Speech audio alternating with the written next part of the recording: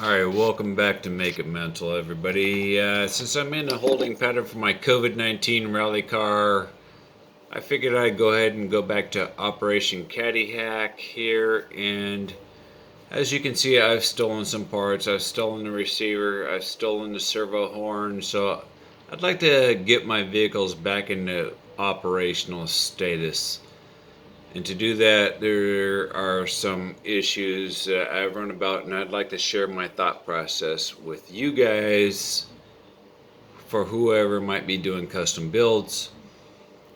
As you can see, I need a motor pinion gear, ESC is there, servo is there, no servo horn. So I need a receiver, and I need a motor pinion gear to effectively make this operational. On the second hand, I'm getting ready to modify this guy here when the parts come into a brushless system. I can take the ESC and servo, install it into here. I don't know if the ESC will handle a 550 size or 540 size motor, but that's always a possibility, and these are the types of things that run through my mind, and these are the types of things that should run into your mind. It might be worth trying, I don't know. But we have to weigh logic versus emotions, right? Emotions can lead you down the wrong path. Then also we have a motor. Here we have a motor. Here's a 540 size motor. Here's a 550 size motor. Here's a couple of Wltoys 380 size motor pinion gears. The black one on your left, the bronze one in the middle, and the black one on your right is for a Redcatracing short course truck blackout edition, right? Which came with that motor right there.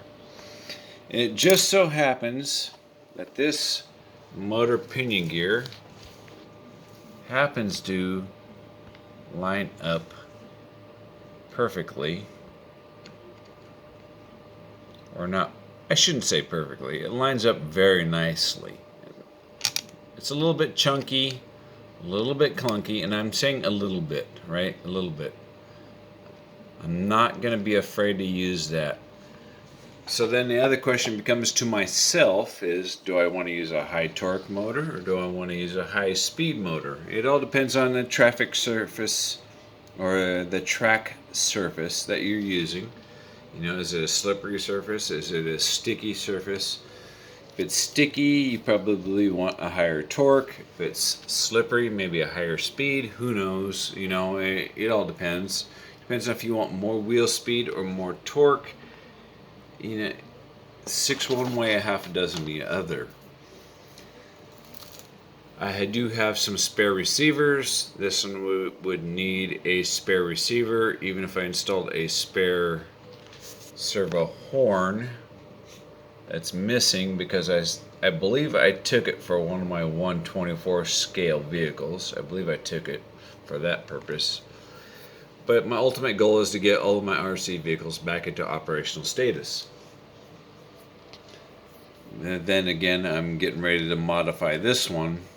So do I take this part and put it in here? Or do I just add a receiver and put it in here?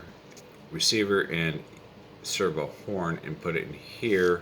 And then add another receiver, servo, and ESC and add it in here. So either way, I'm looking at a bunch of work. I mean, things to be weighed out.